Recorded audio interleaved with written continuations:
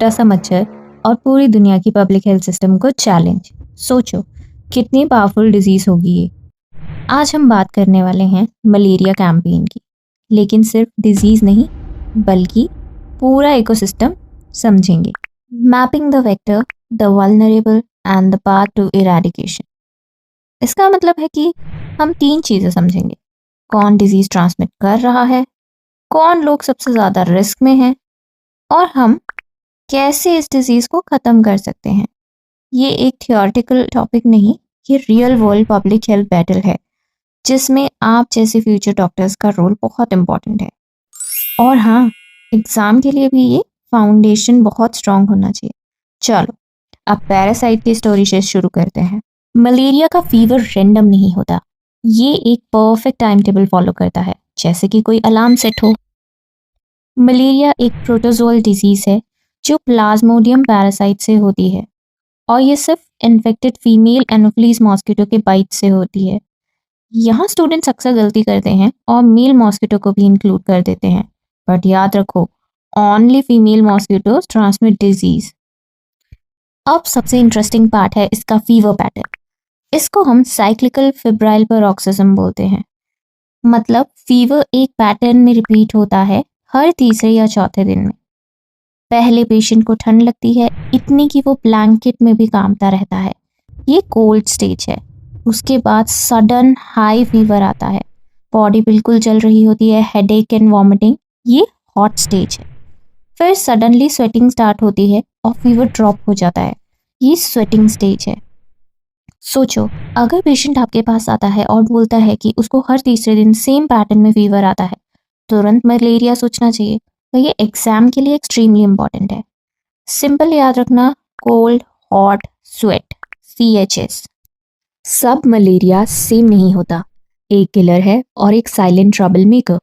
Plasmodium फॉल्सिपेरम को अगर आप विलन समझो तो ये सबसे डेंजरस है। ये मोस्टली अफ्रीका में मिलता है, स्पेशली 5 साल से छोटे बच्चों को इफेक्ट करता है और इसकी मॉर्टेलिटी बहुत हाई है।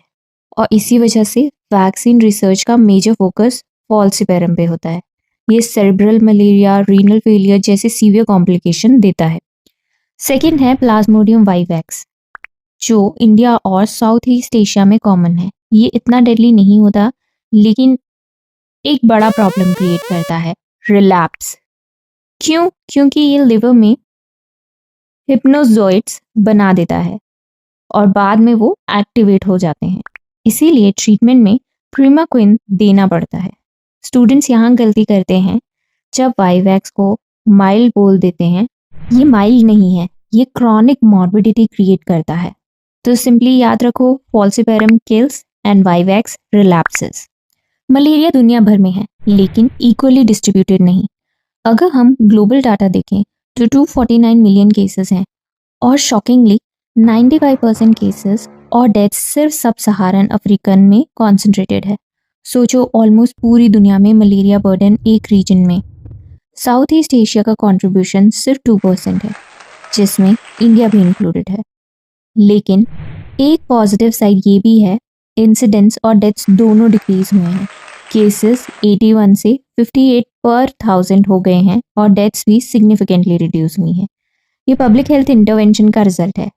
लेकिन फिर भी 6 लाख से ज़्यादा लोग हर साल डेथ हो रही है, मतलब बैटल अभी ख़त्म नहीं हुई है। मलेरिया कंट्रोल एक ऑन ऑफ स्विच नहीं है, ये एक डाइमर स्विच है। WHO ट्रांसमिशन को मेजर करने के लिए API और PFPI यूज़ करता है। API का मतलब है एनुअल पैरासाइट इंसिडेंस, यानी कितने केसेस पर 1000 पॉपुलेशन में हैं। PFPI का मतलब है फॉल्सिपेरम पैरासाइट रेट।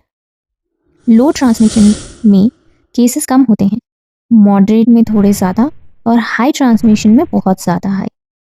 ये क्लासिफिकेशन इम्पॉर्टेंट है क्योंकि इसी क्लासिफिकेशन के बेसिस पर इंटरवेंशन डिसाइड होती है। हाई ट्रांसमिशन एरिया में एग्रेसिव स्ट्रैटेजी होनी चाहिए, जैसे मास ड्रग एडमिनिस्ट्रेशन और वेक्टर कंट्रोल। इसीलिए एग्जाम में API की डेफिनेशन याद रखना बहुत इंपॉर्टेंट है।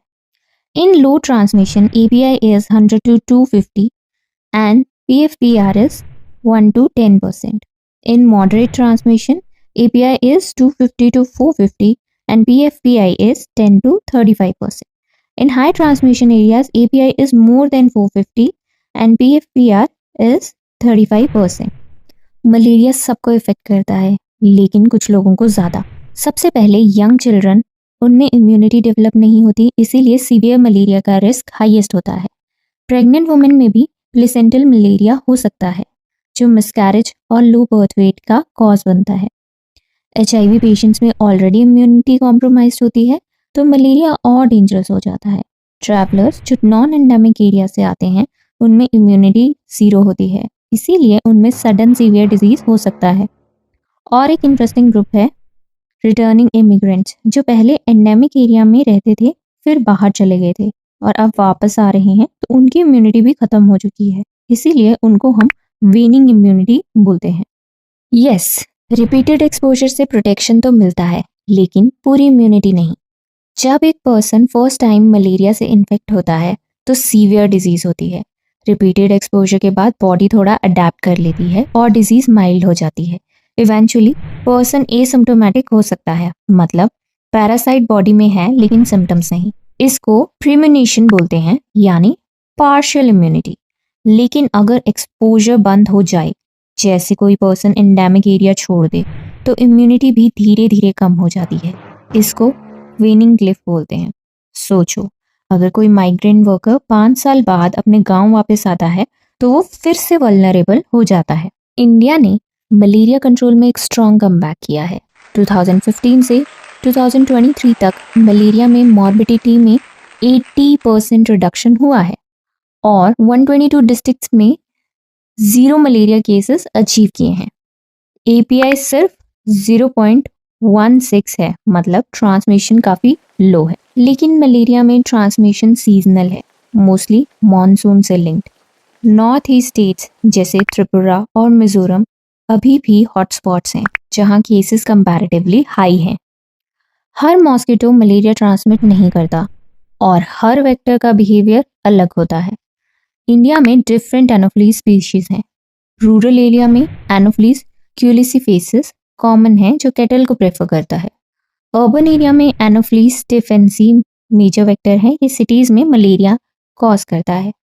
फॉरेस्ट एरिया में एनोफिलीज डिरस जैसे वेक्टर्स हो रहे हैं, जो इंडोर रेजिडुअल स्प्रे से बच जाते हैं, क्योंकि ये आउटडोर रेस्ट करते हैं। सिंपल ट्रिक, अर्बन मतलब स्टिफेंसी, रूरल मतलब क्यूलिसिफेसिस और फॉरेस्ट मतलब डिरस। मलेरिया का पैटर्न जियोग्राफी के हिसाब से चेंज होता है। अर्बन एरियाज में स्लम और वाटर स्टैग्नेशन मेजर प्रॉब्लम है। रूरल एरिया में irrigation system breeding sites create करता है। बॉर्डर एरिया में माइग्रेशन के कारण इम्पोर्टेड केसेस आते हैं, जो कंट्रोल करना डिफिकल्ट हो जाता है। मलेरिया सिर्फ एक बायोलॉजिकल डिजीज नहीं है, ये एक सोशल डिजीज भी है। फॉरेस्ट पॉपुलेशन में हेल्थ केयर एक्सेस लिमिटेड होता है। कंस्ट्रक्शन साइट्स पर माइग्रेंट वर्कर्स आते हैं, जो नॉन इम्यून होते हैं, और वेक्टर्स का बिहेवियर ऐसा होता है कि वो इंडोर बाइट करके आउटडोर रेस्ट करते हैं, इसीलिए इंडोर रेजिडुअल स्प्रेज इनइफेक्टिव हो जाते हैं। फ्लड के बाद मलेरिया इमीडिएटली नहीं बढ़ता, but after some weeks malaria cases increase. Flood के फर्स्ट वीक में ब्रीडिंग साइट्स वॉश ऑफ हो जाते हैं। 3rd to 4th वीक्स में स्टिग्नेंट वाटर पूल बन जाते हैं, जो ब्रीडिंग साइट के लिए परफेक्ट होते हैं। एंड 6 to 8 वीक्स के बाद मलेरिया केसेस स्पाइक करते हैं। ये लैग इफेक्ट एग्जाम में पूछ सकते हैं। ये एक वॉर है, parasite versus human. ACT therapy यानी artemisinin based combination therapy. ACT therapy आज का गोल्ड स्टैंडर्ड है, लेकिन रेजिस्टेंट डेवलप हो रहा है।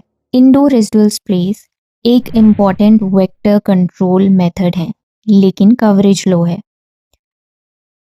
ITN यानी कि insecticide treated nets paste prevention tool है, लेकिन यूसेज अभी भी कम है। तो सिर्फ ट्रीटमेंट नहीं, प्रिवेंशन भी इक्वली इम्पॉर्टेंट है। मलेरिया ख़त्म क्यों नहीं होता, ये सबसे इम्पॉर्टेंट क्वेश्चन है। इसका सबसे पहला इम्पॉर्टेंट आंसर है, दैट इज़ वेनिंग इम्यूनिटी। जैसा कि हमने देखा, माइग्रेंट पॉपुलेशन में इम्यूनिटी कम होती है, या फिर if they go travel to somewhere for let's say 5 years तो इम्यूनिटी वीन ऑफ हो जाती है। Second is diverse mosquito species. Mosquito species बहुत ज़्यादा डाइवर्स हैं और ये जो मलेरिया होता है it is more common in poor and remote populations, और ड्रग रेजिस्टेंस भी इस पैरासाइट में डेवलप हो रहा है। ये सब मिलके मलेरिया को परसिस्टेंट बना रहे हैं। डिजीज़ खुद स्ट्रांग नहीं, लेकिन सिस्टम का गैप स्ट्रांग है। कंट्रोल, एलिमिनेशन, इरेडिकेशन, 3 अलग अलग स्टेजेस हैं, कंफ्यूज मत होना। कंट्रोल का मतलब है बर्डन रिड्यूस करना, एलिमिनेशन का मतलब है लोकल ट्रांसमिशन को ज़ीरो करना, और इरेडिकेशन का मतलब है पूरी दुनिया से डिजीज़ को ख़त्म करना। ये एग्जामिनर्स का फेवरेट टॉपिक है ना। सबसे डिफ़िकल्ट पार्ट एंड में आता है, द फाइनल माइल। इंडिया ने करंटली 122 डिस्ट्रिक्ट्स में ज़ीरो मलेरिया अचीव किया है, लेकिन ग्लोबली अभी भी 6 लाख से ज़्यादा डेथ्स मलेरिया की वजह से हो रही है, मोस्टली बच्चों में। इसीलिए विक्ट्री तब मिलेगी जब हम पैरासाइट साइकिल को ब्रेक करेंगे और एफर्ट्स को सस्टेन रखेंगे। तो मलेरिया एक सिंपल इन्फेक्शन नहीं, ये कॉम्प्लेक्स इंट्रैक्शन है पैरासाइट, वेक्टर, होस्ट और एनवायरनमेंट का। और जब तक हम इन सबको एक साथ टैकल नहीं करेंगे तब तक इरेडिकेशन पॉसिबल नहीं है। Thanks for watching, like, share and subscribe the video.